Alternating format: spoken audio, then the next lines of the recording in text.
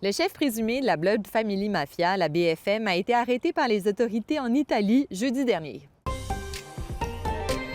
Dave Turmel fait face à de nombreuses accusations criminelles, notamment celle de trafic de stupéfiants. Mais qu'est-ce que pourrait changer son arrestation pour la Côte-Nord? Selon François Doré, policier à la retraite de la Sûreté du Québec, une accalmie temporaire pourrait survenir dans les activités du groupe criminel.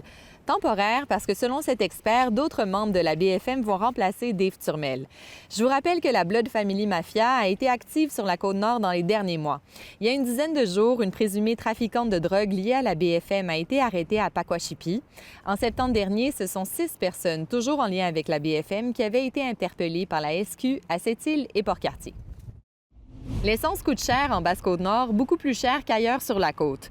Depuis un an, le maire de Blanc-Sablon indique que le prix de l'essence est fixé à 1,99 $ le litre et qu'il ne fluctue pas. Dans les autres communautés de la Basse-Côte-Nord, c'est plus élevé encore. Ça oscille entre 2,20 $ et 2,30 $ le litre. Le maire de Blanc-Sablon dénonce la situation. Il regrette que ses citoyens soient forcés de payer le prix fixé par Arnois, le seul distributeur dans la région. Il s'inquiète aussi de l'impact du prix sur les pêcheurs. Il pense que ça pourrait nuire à la rentabilité de leur pêche. Du côté de Arnois Énergie, l'entreprise soutient qu'elle n'a pas de rôle à jouer sur le prix final de l'essence. Et on se déplace à Bécomo, où Tourisme Côte-Nord et Destination Labrador organisent un atelier sur l'expédition 51. Ça, c'est le circuit qui relie Bécomo à Blanc-Sablon en passant par Fermont et Labrador.